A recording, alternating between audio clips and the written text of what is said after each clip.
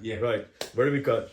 So a bit of a history lesson here, geopolitical and stuff. Yeah. It used to be the subcontinent, which was India, Pakistan, Bangladesh. And cheers, British people, for colonizing us, right? So in 1947... Oh, they colonized you as well? I know, right? They came over to... What's the best thing England ever did?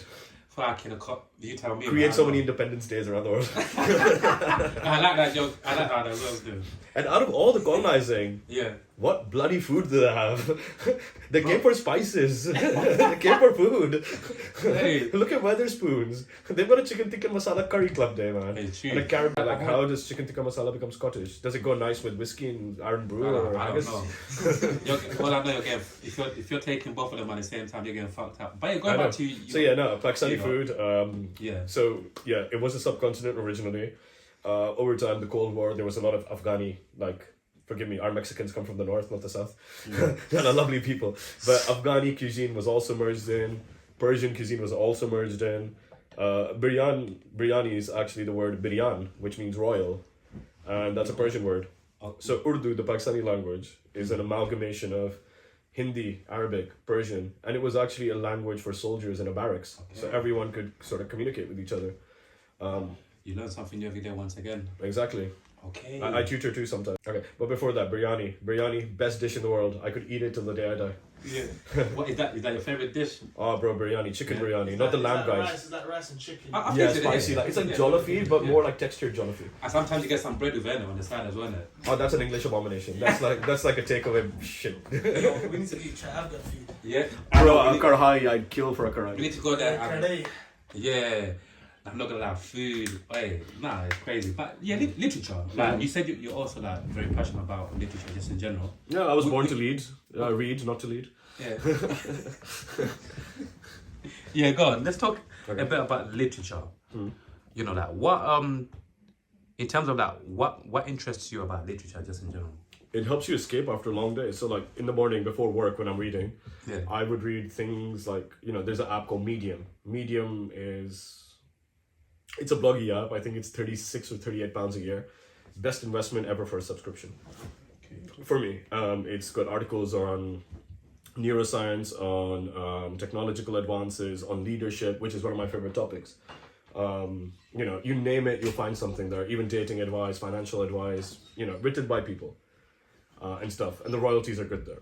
So I'd read that in the morning to get me in the brain set of working. And then the evening, I'd like to read fantasy just to escape from the world. Yeah. Yeah. I wanna ask you like something so random, yeah? Okay. Like, when was the first time you fell in love with a woman? Man, we all have our high school sweethearts, right? And you think like, you're gonna survive this and you're gonna go to different countries. If you could revisit it, like, it just popped in my head there. Do you remember how it actually felt? Because like you said, all of us go through. Man, rainbows and butterflies, right? You get that text message like, those One Tree Hill OC days kind of thing. Yeah. At those times we used to have CD 700s, right? I was a bit of a player, so I'd burn like one disc a week and like make 5-7 copies of it and just be like, okay, probability. Yeah.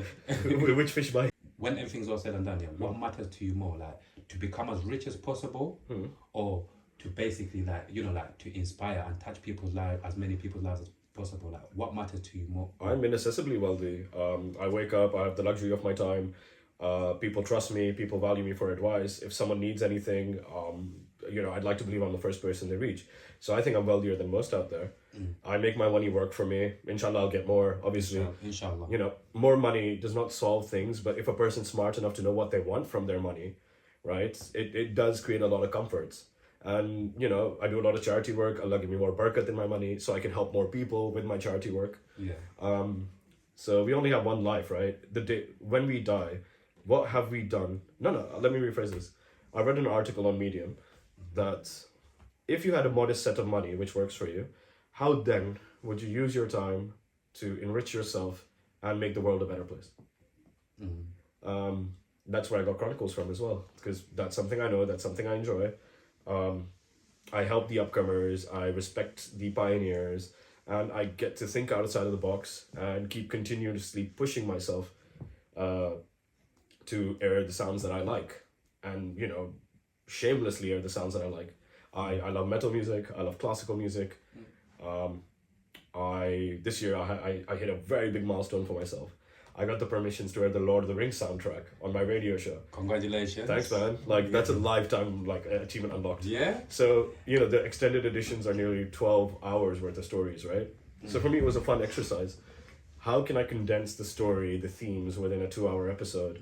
So that project took me a good, like, month trying to, like, condense it in my own storytelling way. I really enjoyed it. Now, not a lot of people who listen to techno may appreciate it, but those who know me were like, right, he got Lord of the Rings, like one of his favorite ever worlds. He got that soundtrack. It's a classical soundtrack, and he got it on his radio show. Like, how? Yeah. So it's not a competition. Life is never a competition. The only person you're competing with is yourself. Yeah. If a horse races, it has blinkers on its eyes. If you're continuously looking in other lanes, you're going to trip. So whilst you're doing that, focus on whatever matters to you. Life is short. I'm going to interject again, slightly digress. I rarely need self-help, but in 2019, I was having a very big bout of depression. I was working for the NHS. I was thinking, is this the rest of my life? Like, I'm wearing nice suits, dressing nice, going in a Mercedes to work, all that stuff. And I was like, am I settling? Am I extinguishing myself doing this? Because every man has a number. For many people, that number might be a day job, a 9 to 5, 40,000 a year after tax. They're more than happy, but that destroys anything else they could have done with their lives. Yeah. What's your? Do you talking about? You said something very interesting. Every man's got a number. We spoke about the Illuminati earlier. Like all of these conspiracy theories. People selling their soul and whatever. Not the most aesthetic on camera, but what? yes. Let's do like a quick role play here. Yeah. Cool. I thought you never asked Daddy. Let's How do you want me? Let's pretend. You walked us to that one. That's a big why. Let's keep that one. Yeah, we'll definitely keep it. Like, let's do like a role play, yeah? Cool. I'm one of the people who You can call me Hanson. Yeah. Like one of the people. Alright, serious. Here we go, bare jokes, innit? Bro. Alright, serious. So yeah, cool. So basically, let's pretend like us three here, yeah. We're one of the people that run the world. One of the Illuminati, whatever. And we come to you and we just ask you a simple question. What's your price? More. What's your price for yourself? We can More. Give you more. What's the price? More. Humans are ever hungry, insatiable beasts. Even if we look at Elon Musk, the guy sitting on, I don't even know what the bastard's net worth is. That doesn't impact me. He's never going to stop getting more. Look at someone like Bezos, right? Despite having a minimal shares in Amazon, is he going to stop wanting more? He'll never stop wanting more. Look at Trump. Why though? Look at Xi Jinping in China, right? He's trying to abolish the entire election campaign. Putin's pretty much done it. Rocket Man in North Korea, he's pretty much there till he dies, and then his sister or his kid will replace him. When you have that level of power, wealth, or influence, you'd only ever want more. For me, in my head, yeah, you saying that, yeah. Obviously, like you said, we see all of these billionaires, powerful people, yeah, wanting more and more. For me, I can't fathom it because I think to myself, how fucking greedy do you need to be to have all of these billions and you're gonna be rich for life, your kids are gonna be rich for life, your kids' kids are gonna be rich for life, your kids' kids are gonna be rich for life, and you still have this kind of mentality, I want more. Whilst we're on that topic, right? Yeah, go on. Charity is actually a great tax loophole. Evasion. Yeah. A very, very good tax loophole, which I plead the fifth. But as long as, look, if you are evading the tax, right? Yeah. No, evasion is a strong word. If you are protecting some of your monies, instead of giving His Royal Majesty now, HMRC, your hard-earned money, and if it's actually going towards some good, isn't it a win-win situation? That's how I see it. So this year, I'm lucky enough to meet one of my best friends. He's in America. We're doing events. We're doing quarterly events. Yeah. Our first one, we raised £2,478 for the Autistic Society of UK. My sister's autistic. It's a cause I deeply feel for. I volunteer as much time as I can. I do due diligence of where it's going to go and how it's going to impact what's the allocation. Right? Another one, on the September of 19th, oh yeah, a shameless plug, we're doing a fundraiser for the Great Ormond Children's Hospital. Now plug it, man, come on. Yeah, so if you guys are there, I'm sure we'll send tickets out if you'll be nice enough to share. Yeah. And then in December, we're going to choose another charity. Absolutely, man. Like, definitely, absolutely. Like, for me, I know there's actually charities that are actually doing the right work, and they're going on about things the right way, which I know. But another thing that you said there, obviously this is again the Matrix. Oh, this light. This is the Matrix, aka the Babylon. We need it done, innit? This is the Matrix, No, it's fine. aka the Babylon. We know, innit? You're always gonna get people who are always gonna try to, to use, like you said, to use the charities to avoid, taxes and to do dirty things or to keep their money for themselves, innit? So that's why even for me, I went through like a little phase where I didn't know what charity to trust in terms of me giving money or investing my energies. If you get what I'm saying, like for you, like as Donate to orphanages directly. How do you do it? How do you like do your due diligence in terms of like knowing? No. We used to do This charity I Palestinian can trust it. drives as well. One of my I'm in touch with a lot of Palestinian electronic artists at the forefront in the global scene. Did a lot of fundraisers, medical aid for Palestine, Doctors Without Borders, on the forefront with them. Ask about me in music, people will know, but I like the back seat. I'm not much on the limelight. If you know, you know, kind of thing. So again, being brought up, my father made a charitable hospital in Pakistan, which still goes till this day in Karachi, Pakistan. It's still operating. My mom created an autism center in Karachi because she felt like special needs children weren't getting it. She was a part of that process as well. So growing up from a very early age, I still remember once I was like 10 or 11. We moved to Pakistan, and one day I was really upset, and I was crying to Dad later at night, and I was like, Dad, I don't like it here. There's so many poor people, and I feel bad when they'd come and beg in front of you. And Dad's like, that's why we're here, son. We're here to help them. Now, obviously, that's what you tell like a 9, 10-year-old kid, right? Just to shut him up and buy him an ice cream, and he's fine, kind of thing.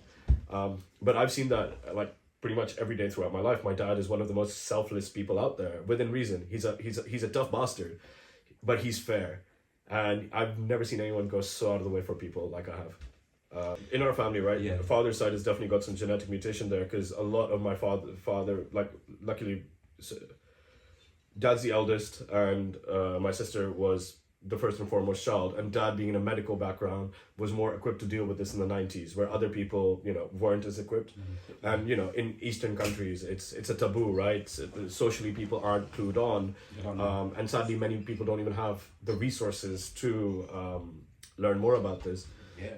Dad's other brothers, everyone's had some tism in the family as well with their children. So it's even put to the point where it's put my sister off, who's married, to explore having children, who'd rather adopt. As well. So autism is just not one umbrella specification. Everything is bespoke, and it could differ from person to person. I have some highly functional autistic friends with a superpower, almost, who are surgically precise in their one choice of activity. Like, one of the reasons I got into music, I bring back CDs, like those Linkin Park days, those Eminem days. Then you go to your Evanescence, and then your POD, your Korn, and your Metallica, or your Biggie and Nas, Pac. So I bring these CDs home, and she'd come in my room and hang with me. And then we sort of went, like, obviously she wasn't coherent enough to understand what's what, like, in terms of bands, but that was the start of my journey. It was our thing. And then here I am. So one of my dreams in life is, with Chronicles, in the next 15 years, I want to do music schools, charity-ridden, all for the handicapable. And I'm building an army worthy of Mordor. It's not in execution yet. If Allah gives me life, this is something I'd like to do. Inshallah, in my mid-40s, where I could be proud, I could run it, and obviously take some modest admin fee for it as well. No, I appreciate it, man. I'm not gonna lie, it sounds proper. And I never got a musical education. Had I gotten it, for multiple reasons, I would have been somewhere else, knowing my drive. But I had to do it another way. And I'm very proud of where I am, and I'm very happy that I get to empower other people along the way, and get them to realize their dreams as well. Now, it sounds like, thank you for sharing that, by the way, with us. No, not at all. And it sounds like, even through this conversation that we had here, it sounds like, you're doing great things as well, and you're a very good soul, man. And even I always say, man, again, Allah bless people like you to continue, like we said, inshallah, as time goes by, all of the things that you're planning to do, like in future, There's a reason behind it, sorry to interject. No, go on. I read this article, on the last day you wake up, what's hell? The idea of hell is you waking up on your last day and meeting the person you could have become. That's one of the, you just gave me a little shiver. That's one of the main things that scares me the most. I don't have many things in this life that scares me, but you see that one there? That's one of them, literally, that really, really, really scares me. That in terms of, like, imagine, because a lot of people privately, ask me here and there, like what's one of the things that scares you before you die, whatever.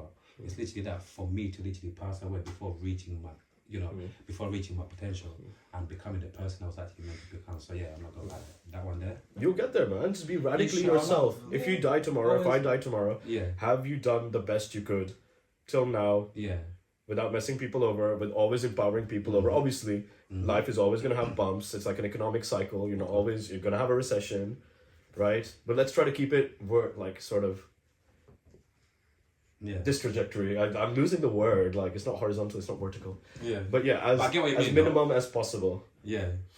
I get what you mean.